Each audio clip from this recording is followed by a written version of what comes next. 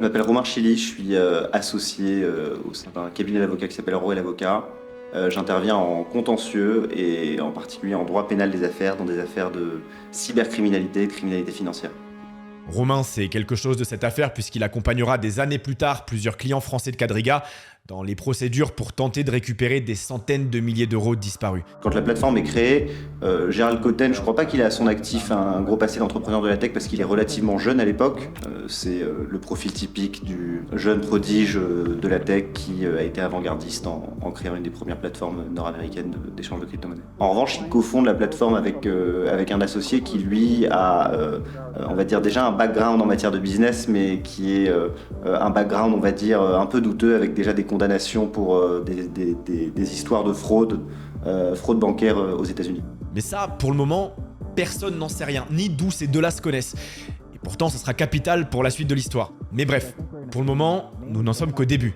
Et ça va démarrer fort. Pour s'assurer un départ sur les chapeaux de roue, Gérald et Michael mettront le paquet sur la com. Seulement un mois après la naissance de leur plateforme, les deux hommes créent le premier distributeur automatique de BTC. It's the first of its kind in the world, and this week a Bitcoin ATM went online in Vancouver. On pouvait y retirer de l'argent en vendant ses cryptos directement depuis l'appareil ou en acheter en insérant un billet dans la machine. L'idée derrière est très claire.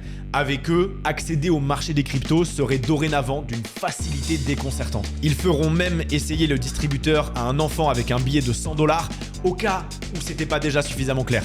Ils maîtrisent le narratif et ça marche, les médias en parlent et Quadriga, alors pourtant très récente, prend doucement en ampleur.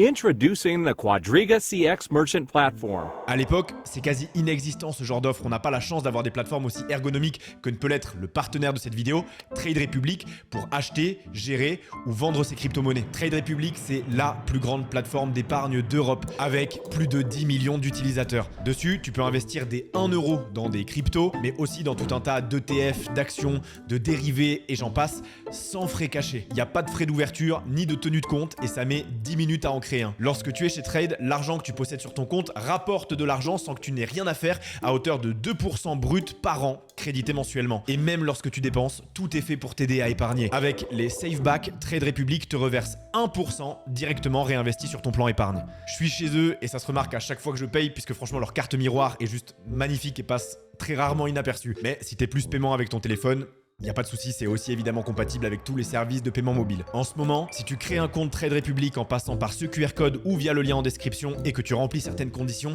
Trade t'offre 26 € sous forme d'ETF pour commencer à investir. Et bien entendu, merci à Trade Republic de m'accompagner sur cette vidéo.